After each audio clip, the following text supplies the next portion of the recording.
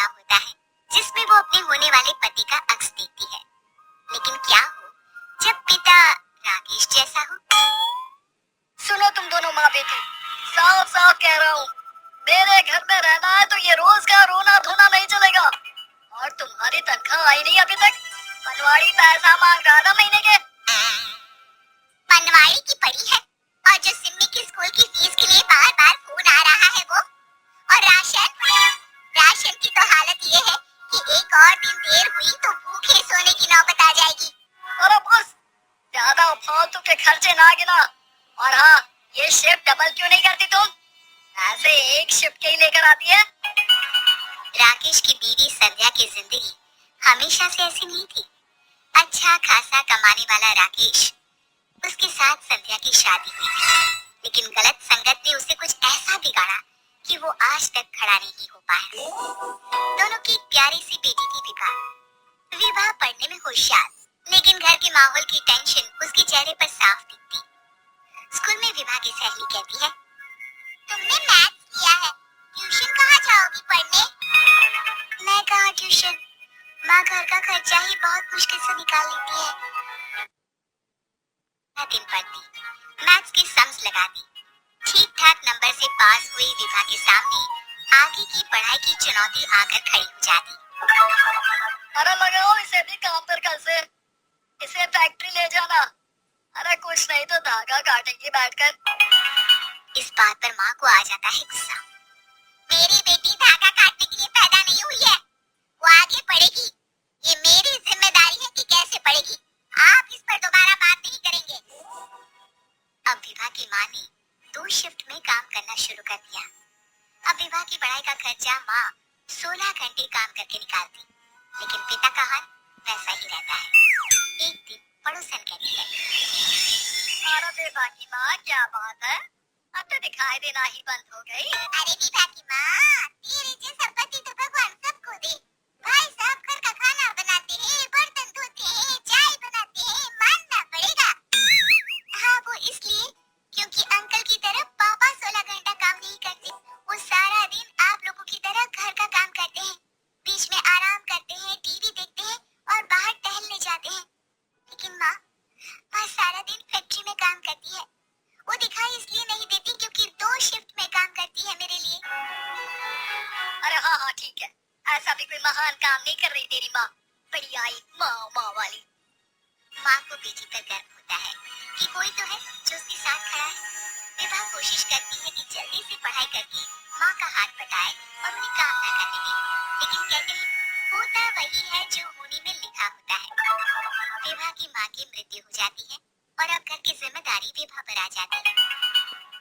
देख विभा, मुझसे तो काम होगा नहीं, माँ भी नहीं रही तेरी, तो पढ़ाई कैसे होगी? ये अब तुझे ही सोचना है। कोई ना पापा, सोचते हैं कैसे करना है, आप घर जाकर सो जाओ। विभा अब नौकरी के आवेदन देती, इंटरव्यू पर जाती, लेकिन कोई तरीका नहीं बन पा रहा था। वहीं पिता की पैसों को लेकर डिमांड बढ़ती ही जा रही थी।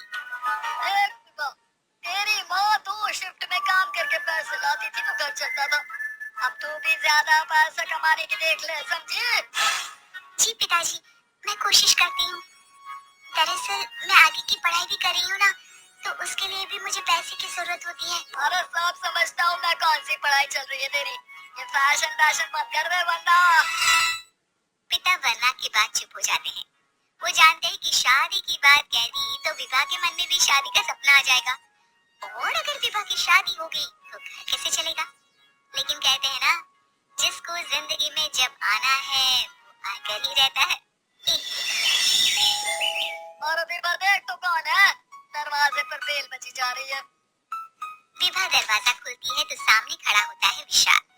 विशाल विभा के ऑफिस में काम करने वाला हार्ड वर्किंग लड़का था। विभा को काफी पसंद करता था, लेकिन कभी बात करने की हिम्मत नहीं जुटा पा रहा था। अरे विशाल सर, आप कैसे आना हुआ, आइए। विभा, मैं आपके मम्मी पापा से मिलने आया हूँ, क्या बात हो सकती है? हाँ प्लीज बैठिए। विभा विशाल को बिठाकर पानी देती है और कहती है, सर मम्मी तो रही नहीं, अब मैं और पापा ही हैं, मैं पापा को बुला लाती हूँ। लेकिन बात क्या है सर? विशाल चुप हो जाता है। तभी वहाँ विभा के पापा आ जाते हैं। हाँ भाई, कौन हो तुम? क्या काम है? विशाल विभा के पिता का पैर छूता है और कहता है, मैं विभा के ऑफिस में ही काम करता हूँ। उससे बहुत प्यार करता हूँ और शादी करना चाहता हूँ। अरे नहीं करनी हमें विभा की शादी। बताओ फिर क्या? विशाल को पिता की बात समझ में नहीं आती। उसे लगता है शायद उसके पापा विशाल को लेकर कंफ्यूज होंगे। अब सर, मैं एक अच्छे घर का लड़का हूँ। अपना मकान है, पिता की पेंशन और माँ का प्ले स्कूल है। मैं भी अपना काम करने के लिए कोशिश कर रहा हूँ। देखो, सीधी एक बात है। पहले इसकी माँ थी, वो कमाती थी तो घर चलता था। अब ये कमाती है तो घर चलता है। समझ लो, सोना देने वाली मुर्गी को कोई घर से निकाल दे तो खाएगा क्या? अरे वही हालत है मेरी। मैं तो इसकी शादी करने की सोचूं भी ना। विभा पर्दे के पीछे खड़ी सब सुन रही होती है। वो समझ नहीं पाती है कि पिता के इस फैसले से खुश हो या दुखी। लेकिन पिता का फैसला और उनकी बात विभा को सही लग रही थी। अगले रोज ऑफिस में। विभा, कल तुम्हारे घर आकर मेरी नजरों में तुम्हारी इज्जत और बढ़ गई है। मानना पड़ेगा, आज के समय में भी ऐसी लड़की हो सकती है। विभा का अब विशाल को देखने का नजरिया बदल चुका होता है। उसे भी विशाल से प्यार होने लगता है। लेकिन बेचारी करती भी तो क्या? विभा, मैं इंतजार करूंगा, पर शादी तो मैं तुमसे ही करूंगा, चाहे जो भी हो जाए। अच्छा, कभी किसी भी तरह की जरूरत पड़े तो एक दोस्त के तौर पर जरूर बताना, ठीक है? विभा वहां से चली जाती है। लेकिन जब वो शाम को घर पहुंचती है तो घर में एक अधेड़ उम्र का आदमी पिता के साथ बैठा होता है। पिता के सामने ढेर सारे रुपए रखे होते हैं। देखो विभा, ये रमेश बाबू है। शहर में बड़ा नाम है इनका। पहली बीवी की तो मौत हो गई, लेकिन अब बच्चों की खातिर शादी करनी जरूरी है तो तेरे साथ रिश्ता करना चाहते हैं। और मैंने तेरी शादी रमेश बाबू से तय कर दी है, समझी? और मेरी चिंता मत करना। जितना कमा कर तू एक महीने में मुझे देती है, उसका 3 गुना हर महीने ये मुझे दे दिया करेंगे। लिखित में बात हो गई है। विभा रमेश बाबू की तरफ देखती है।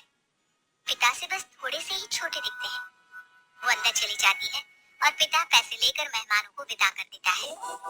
पापा, मैं इस बूढ़े आदमी से शादी नहीं करूंगी। अच्छा होगा आप मुझे यहीं रहने दें। मैं कमा कर खिला तो रही हूँ ना आपको। इतना कम पैसों में क्या होगा? ये मुझे 3 गुना ज्यादा पैसे देगा हर महीने। और मेरी खुशी, उसका क्या पापा? देख विभा, ज्यादा फिल्मी बात है तो मत किया कर मेरे साथ, समझी? जो फैसला मैंने ले लिया है वो फाइनल है। तेरी खुशी से मुझे कोई मतलब नहीं है, तू जिए या मरे। विभा को पिता के मुंह से ये बात अजीब लगती है। वो अगले दिन ऑफिस जाती है और विशाल से शादी की बात कर उसे सारी बात बता देती है। विभा, मैं आज ही शादी करने को तैयार हूँ। फिर क्या, पूरे रीति रिवाज से विशाल के माता पिता के सामने विभा विशाल से शादी कर लेती है और पिता से आशीर्वाद लेते हुए कहती है, पापा, मैंने शादी कर ली है, लेकिन आप चिंता मत करिए। जो पैसे मैं आपको दे रही थी वो मैं बाद में भी देती रहूंगी। लेकिन मुझे अब अपने बारे में भी सोचना है, क्योंकि ये मेरी जिम्मेदारी है।